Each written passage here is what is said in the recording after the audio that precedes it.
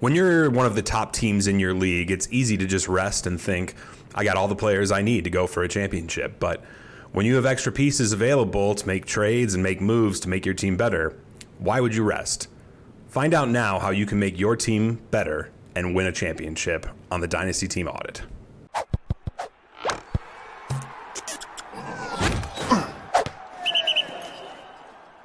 What's up, Nerd Herd? Dan and Tim back with another episode of the Dynasty Team Audit Series.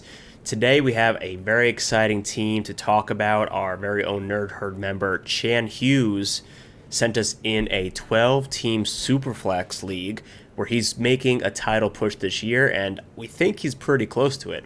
So, league rundown, 12-team Superflex tiered PPR, which means half point for the running back, full point for the wide receiver, and the tight ends get 1.5 points for every reception. So a slight tight end premium with this one. Like I said, it is super flex. They start 2 running backs, 2 wide receivers, 1 tight end, and 2 flex. With the addition of that super flex spot, as we all know, you usually want to plug a quarterback right into there. Other league settings, 4-point passing touchdowns, and he says that the league is entering its 4th season. And last year he came in 5th, which means he made the playoffs. He caught a little bit of bad luck and got knocked out in the first round. So We're going to make some moves today to hopefully push him over the top.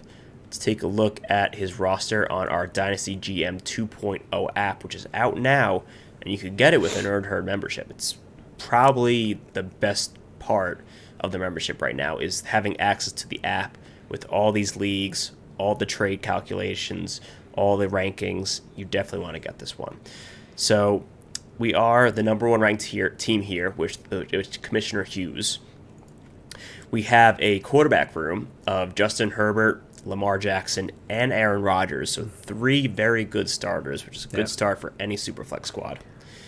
For running backs, we got Bijan Robinson, Saquon Barkley, Ramondre Stevenson, Rashad Penny, Jamal Williams, Elijah Mitchell, Leonard Fournette, Kenneth Gainwell, Tyler Algier, Zonovan Knight, Matt Breida, and Eric Gray.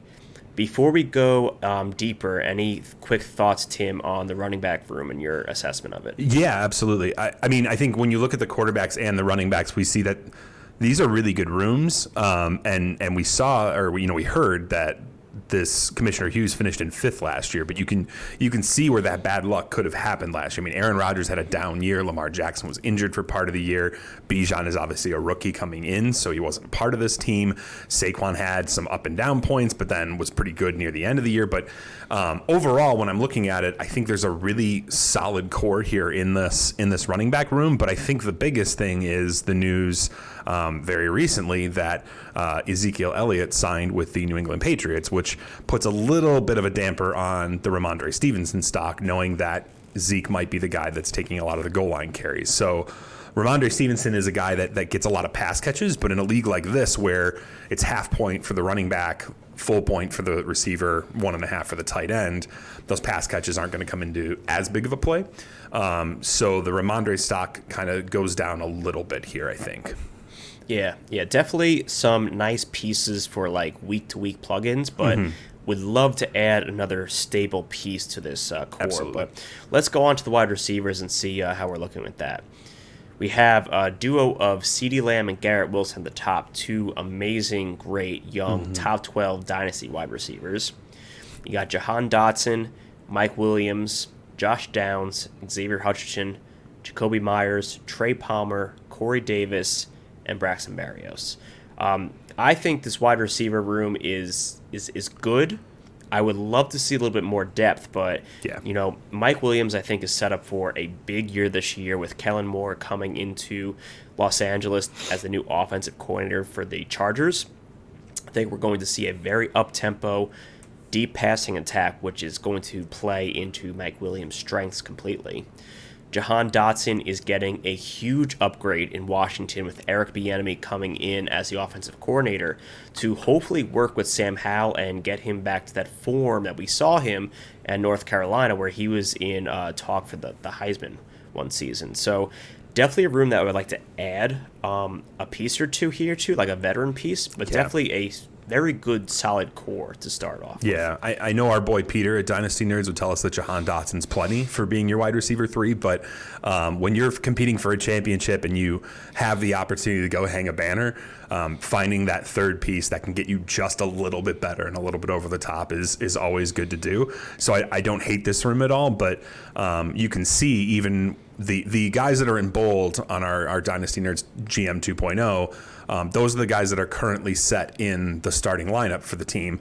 So he really only has 2 wide receivers set in his starting lineup right now. So even our Commissioner Hughes here doesn't really trust outside of his top 2 guys, top heavy receiver room to start another one. So. And like I mentioned before, we have 2 wide receivers and 2 flex, which I know a lot of people when they play Dynasty, they just like to use their flex for more wide receiver spots just because they're more stable assets. But we're going to see in just a quick second here why he doesn't have as many wide receivers in his flex, because tight end room he has Mark Andrews, TJ Hawkinson, then some backup type guys, Daniel Bellinger, Robert Tonyan, and Jeremy Ruckert. So he definitely went heavy on the premium aspect of this tight end premium league, and currently has 2 top 5, dare I even say top 3 dynasty tight ends on his roster. Absolutely. And I mean, that's where I think he's looking at this and he's going, okay, TJ Hawkinson is probably scoring me more points per game than a Jahan Dotson or a Mike Williams, so I'm going to set him in my lineup right now. And yeah, TJ Hawkinson, could be a top 3 tight end going into the year.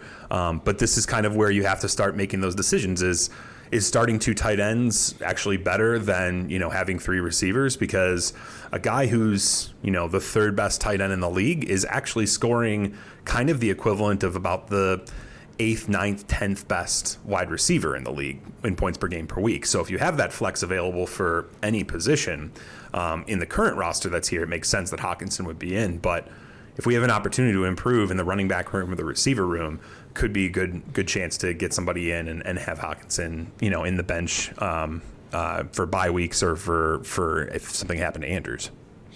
Yep. And then just to round it off, from a dynasty, standpoint, we do have a number of draft picks here. We have 324 firsts, handful of seconds and thirds. So there's going to be an influx of youth coming in, and one pick in particular we are going to talk about right away, which I believe is the Waffle House Warriors. Yes. So up here in the bar chart, it orders the teams by power rankings, and so we can go and we can see that Waffle House Warriors are currently our bottom ranked roster, and for probably a good reason. Tim, you want to go through this roster for the people? Quarterback room: Mac Jones, Jimmy Garoppolo, Jaron Hall, and DTR. Pretty rough there.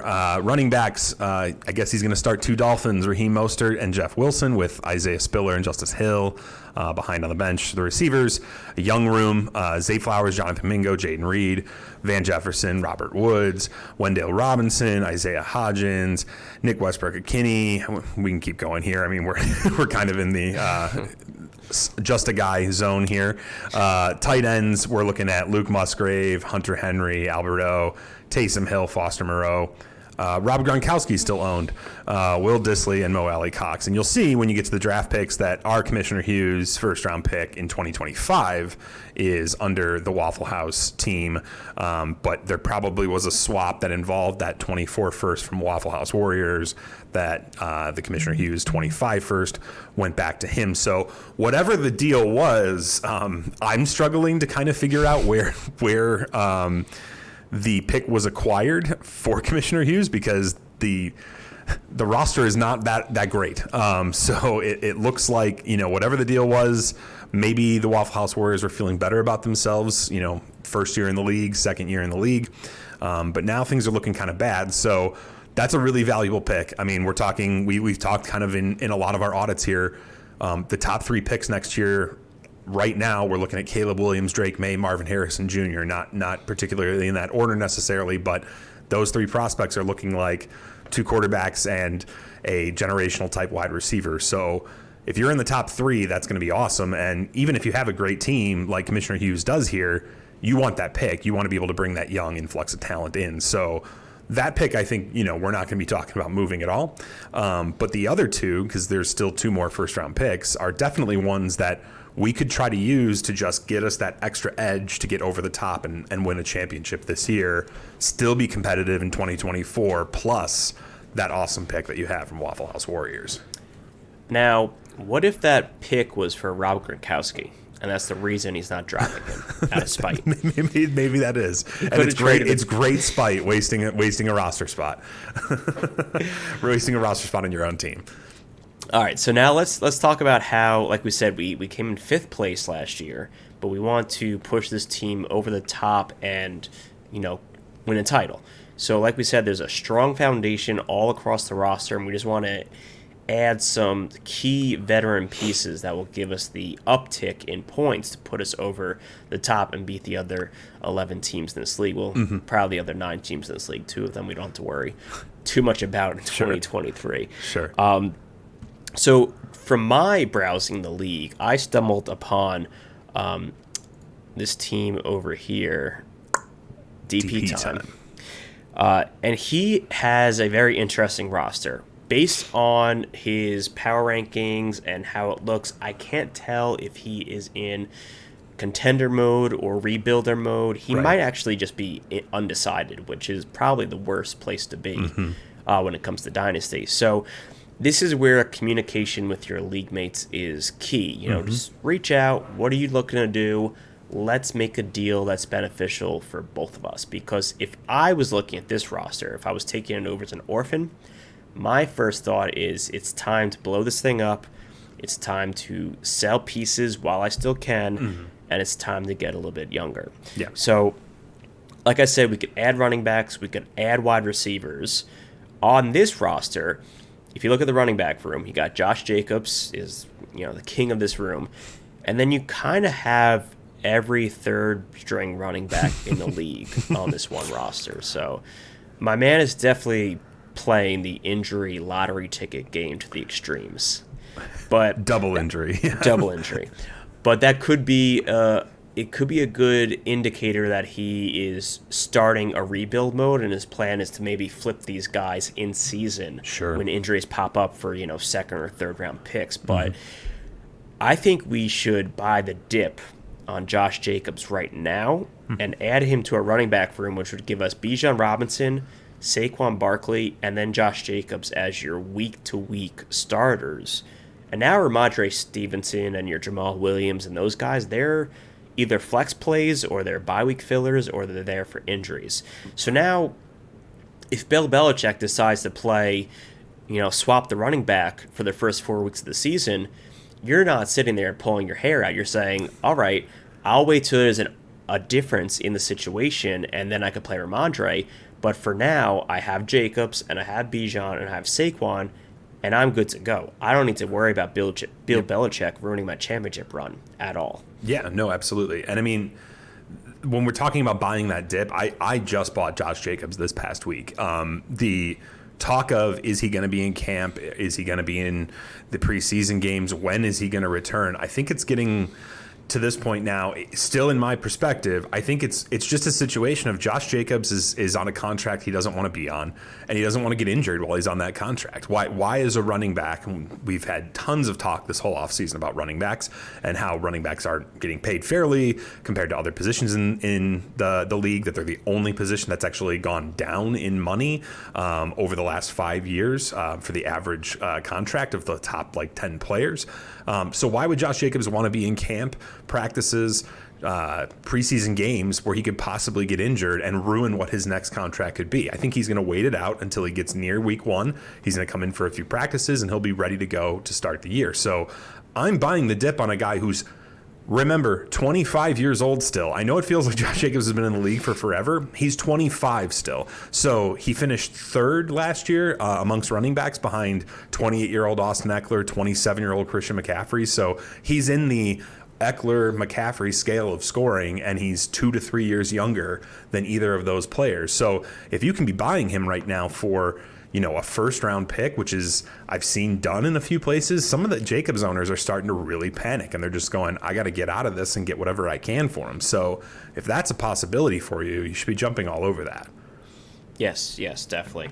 And then the other player I wanted to mention off this team, if you start a good communication system and you're going back and forth, I think Chris Godwin would be the perfect type of wide receiver to buy because you're not relying on him to be your top two guys. He's going to be your, like I said, that flex bye-week injury fill-in. Right. And I think out of Godwin and Mike Evans, I think Godwin is going to be more successful this year, regardless of who the quarterback is. Mike Evans is, your clasher who goes up to get the ball. He needs a quarterback who will trust him in a tight window, right. Or if it's like Jameis and Ryan Fitzpatrick, they just throw it no matter what. They don't care.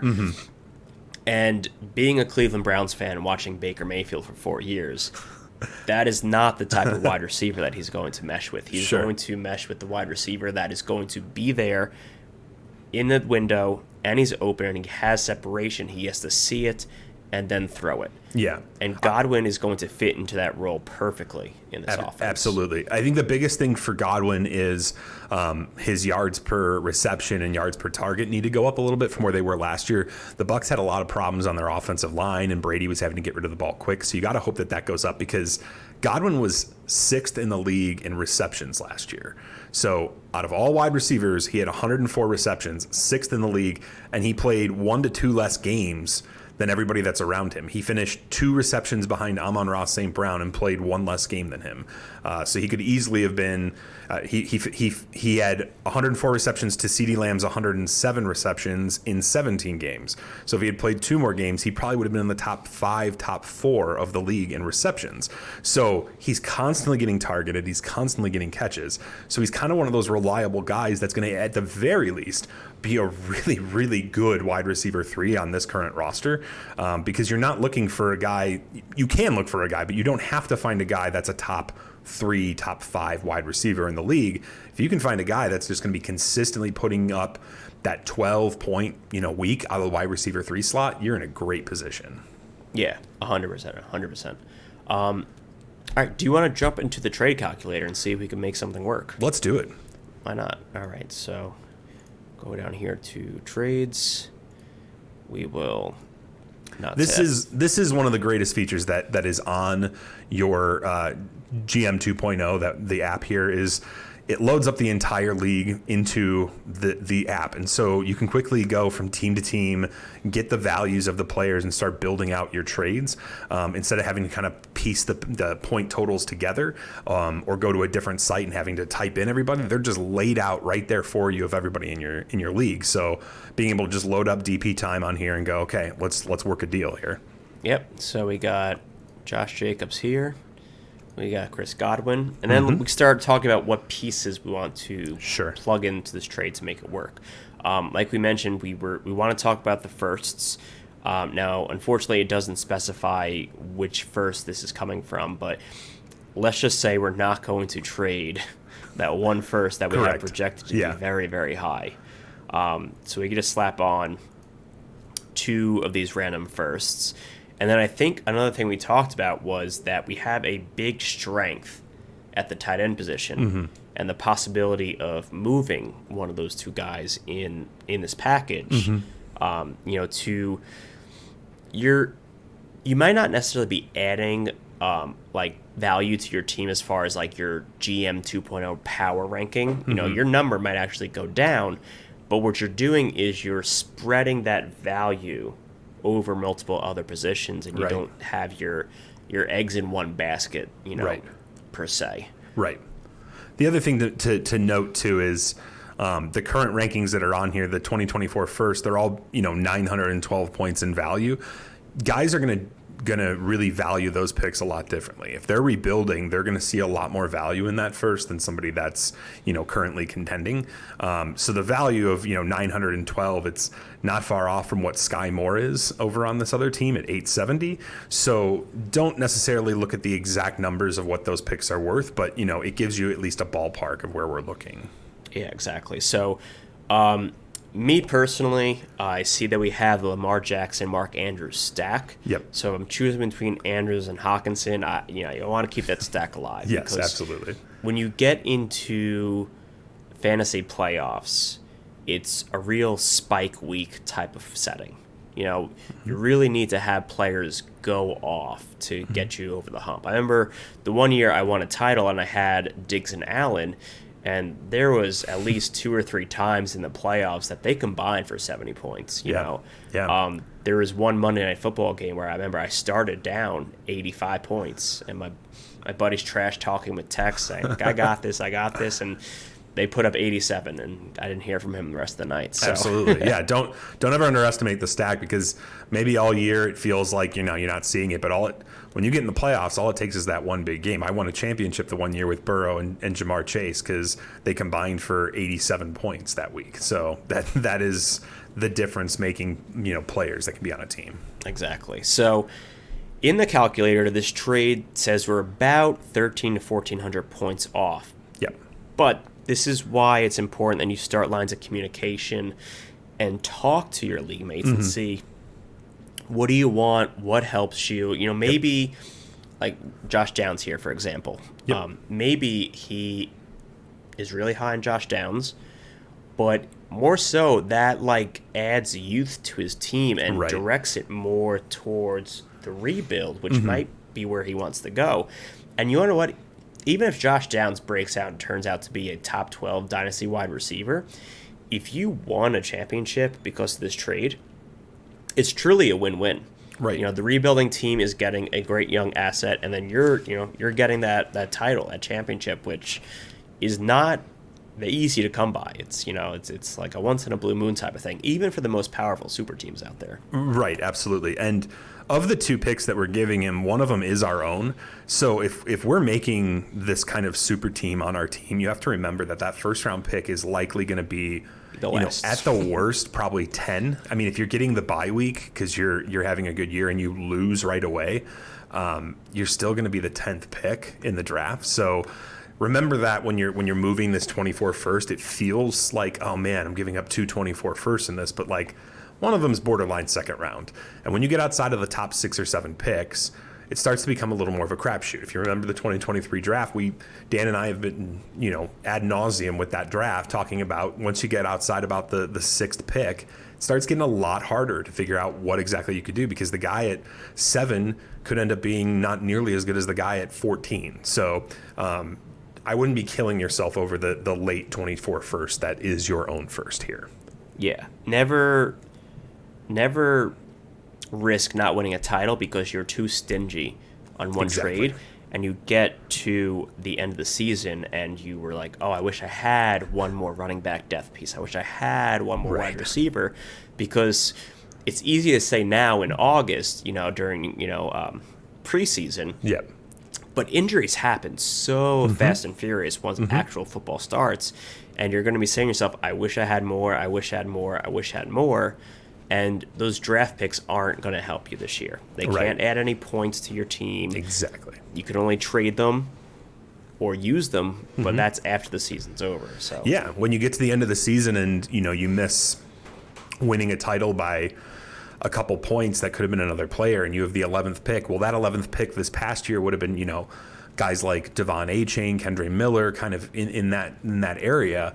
And if you had him on your roster, it's not necessarily a guy going into this year that you'd be going like, well, now that I have him, I finally have the piece to get me over the top. Those guys are still going to take some time. That's actually a great point. Yeah, those end of the first round draft picks, even the following season, aren't putting you over the top for a title. Yep, exactly. So if you're in a title window, which Commissioner Hughes definitely is for the next 2 years at least, go make these moves. What I like particularly about the one that you've built here, Dan, is that I think Jacobs is a guy that you could buy now and buy in the dip, so the value makes sense. If this trade doesn't work, if you can't get Jacobs, I wouldn't be necessarily rushing either to have to make a trade before week 1 unless there is another guy that's in a dip. You could hang on to these ones and start getting into the year, and like Dan said, injuries come up, things happen. And then you could look to make a move if one of your players is to happen to get injured, have those first as, in your back pocket, the essential currency of our leagues, and be ready to move on somebody. All it takes is, you're in week 4 and you're a 3-1 team, and there's another team that's 0-4, and you had a big injury. Go talk to the 0-4 team and say, hey, I'll give you a first-round pick for this older guy that's not going to help you, and you can usually buy at a dip because their team is so bad. Yep, that's a great point. All right, so Tim, any final thoughts on this roster before we get out of here today?